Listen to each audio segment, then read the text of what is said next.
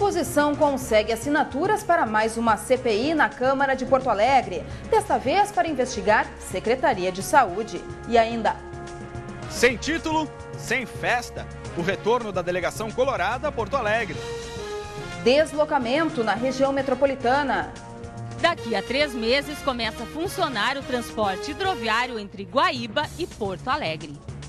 Polícia Civil desmonta quadrilhas de roubo de carros e prende 26 pessoas. E a previsão do tempo para o primeiro dia do verão.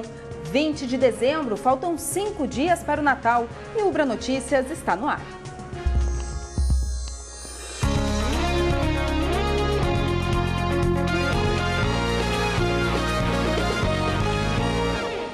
Boa noite.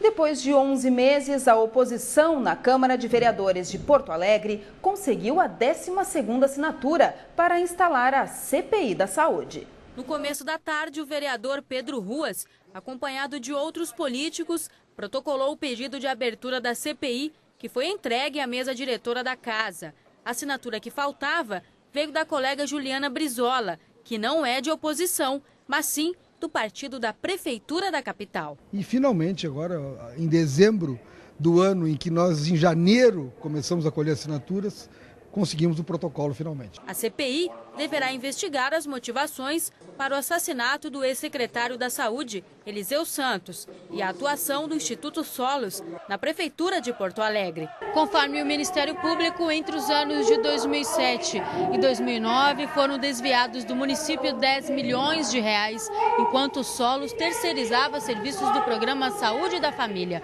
As irregularidades envolvem também a empresa Reação, responsável pela segurança nos postos de saúde e que teria o contrato renovado sem licitação. A Secretaria da Saúde teve muitos problemas, sim, irregularidades graves e precisa ser investigado. E a Câmara até agora não tinha tido esse trabalho, essa tarefa. O líder do governo na casa, vereador João Dibe, disse que o pedido de CPI nesta época do ano é uma perda de tempo.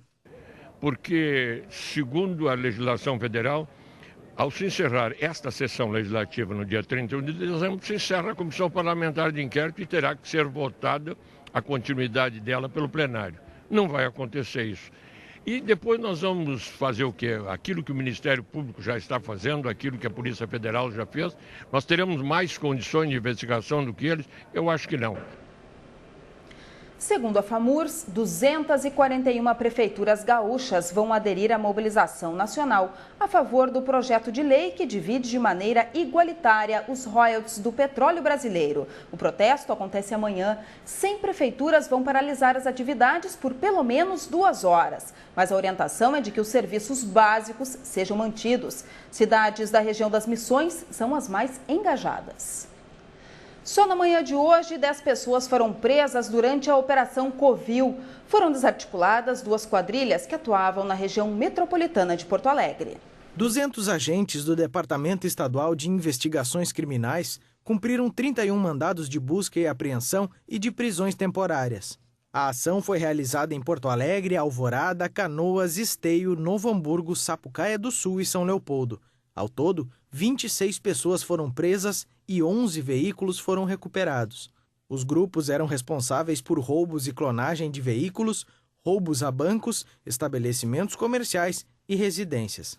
Eles alimentavam as quadrilhas com veículos roubados e esses veículos, depois de usados, eram abandonados, porque ficavam queimados nas ações criminosas e acabavam sendo abandonados pelos delinquentes.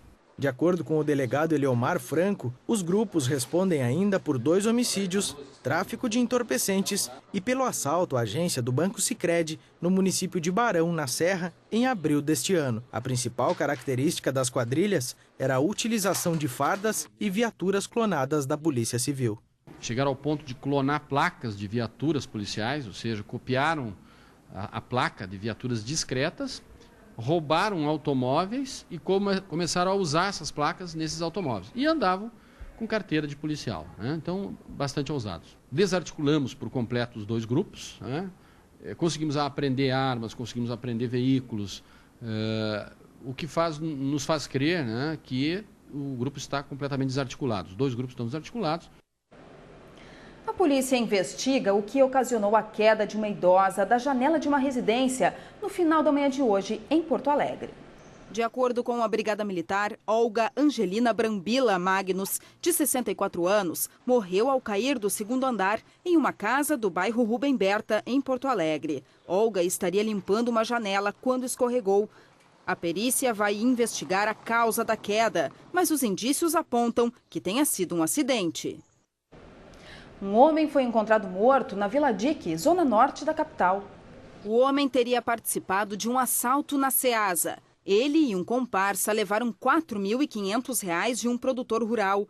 Os dois fugiram para a Vila Dique. Um deles foi preso pela polícia e o outro acabou morto a tiros. A suspeita de que o assassinato tenha sido cometido em função de desavenças com grupos que dominam a região.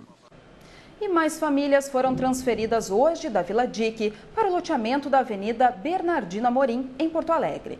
Esta é a 6ª etapa das mudanças. Desde o início das transferências, 300 famílias já estão morando no novo endereço. A Avenida Dique deve permanecer bloqueada das 8 da manhã às 5 da tarde até quarta-feira. O itinerário dos ônibus está alterado.